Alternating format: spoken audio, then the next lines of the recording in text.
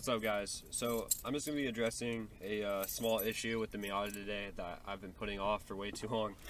But basically it's having a oil leak issue, and I wasn't really sure what it was, but it looked like it was coming from like the crankshaft area, which I just replaced that seal like a couple months back. So highly doubt that it's that seal.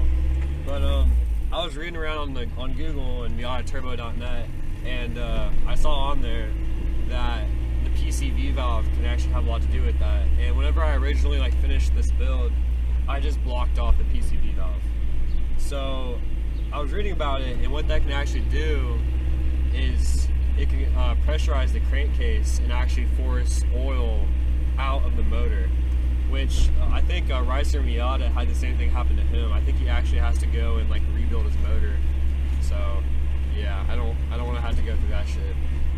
So basically, the easiest solution is to go to AutoZone and ask for a 323 GTX PCV valve.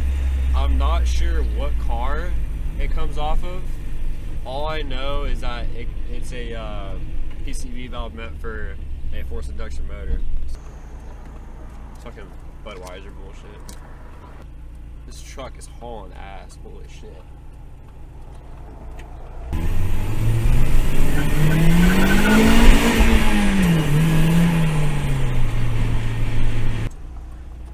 Other than the oil leak issue, this turbo, this whole turbo build hasn't been running really smoothly actually.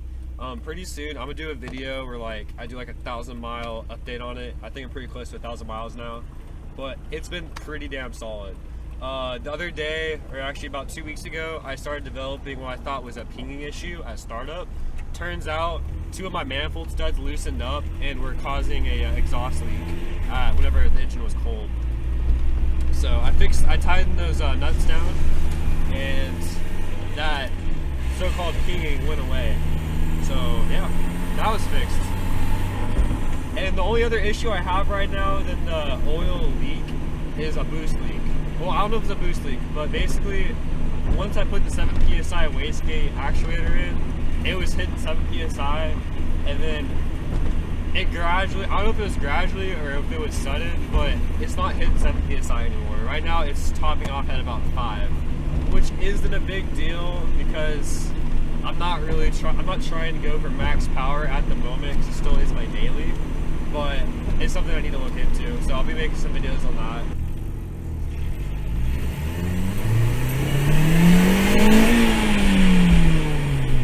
This window rolls up so slowly. Well, it was worse in the winter, but still bad. I'm trying to set up a multi-channel challenge with the Car Passion channel, Luca Car Mods, Spool and Mexi, all those guys. We're trying to set up some kind of challenge. So if you guys have any ideas on what we could possibly do, drop a comment below. We're trying to plan something. Obviously, it's too hard for us to meet up, especially with Luca Car Mods, because he doesn't even live in the same country as we do. But if you guys have an idea of a possible challenge we all can make a video on, let me know. I'm really interested. I was thinking maybe we could do cheapest speed, cheapest mod to make a car go faster, but that's kind of hard to do considering we all have different cars at different stages. But yeah, so just something to think about. We're trying to get something together, and that'll be coming soon, so stay tuned for that. Right now it's only at about 5 PSI. I got a 7 PSI wastegate, but it's got some kind of leak or something. What'd you just now get for it?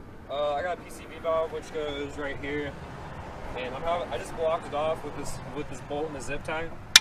So what that does though is it pressurizes the crankcase, which is not good, and it's actually forcing oil out, as you can see right there. Yeah.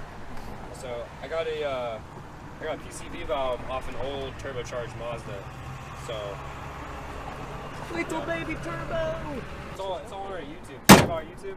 I haven't seen your YouTube. It's Novice Garage. Novice Garage? That's cool. So, alright, check it out. Yeah guys, I got this from AutoZone. It turns out the 323 GTX is actually an old Mazda, like a 1988 Mazda. So the guy at AutoZone told me he's not sure if it's going to work because this was the same part number for both the naturally aspirated version of that car and the turbocharged. So we're not completely sure if this will do it, but I'll install it anyways.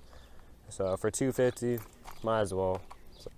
So a good way to test these is to actually blow into both sides, and if it's a good PCV valve, then only one side will let air through. So if I blow on this side,